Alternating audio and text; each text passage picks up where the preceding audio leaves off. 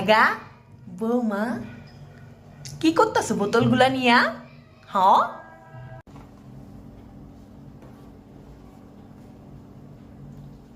কেন মা? বোতলগুলো তো সুন্দর করে সাজিয়ে রাখছে যাতে সুন্দর দেখতে লাগে। মেয়েদের নিজেদের ছোট ছোট সবার গিয়ে পূরণ করতে পারে না। মেয়ে তো পরের বাড়ি। অত সুন্দর কইরা সাজাই তো লাগবো না, যাও জায়গার জিনিস বোতলগুলা যেখানে ছিল ওইখানে রাইখা আসো গা, যাও।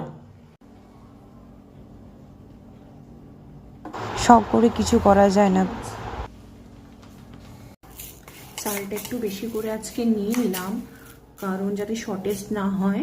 লোকজন এত খাবে, কাল যদি বেঁচেও থাকে বাড়ির লোক খেয়ে নেবে, তাহলে রান্নাটা করতে হবে না। তাই একটু বেশি করে চালটা নিচ্ছি। এগা বৌমা কি করো কি? এত চাল নিছো কিসের জন্য? মা গো মা, এতগুলা চাল দিয়ে ভাত হইব? এত ভাত নিছো তুমি? কিসের জন্য এত ভাত নিছো? হ্যাঁ, কও আমার আগে।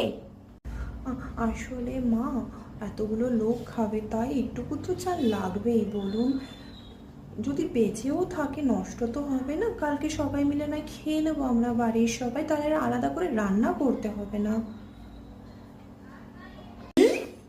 এত বড় কথা আমার মুখে মুখে কও তুমি? আমি 40টা বছর ধইরা সংসারটা টানছি, বুঝছো তো? আর তুমি 3 দিনও হয়ে আসো নাই বউ হয়ে আইসো এই বাড়িতে। তোমার এত শখ স্বপ্ন চলবে না। আমার সংসার, আমার 40 বছর সংসার আমি টেনেছি।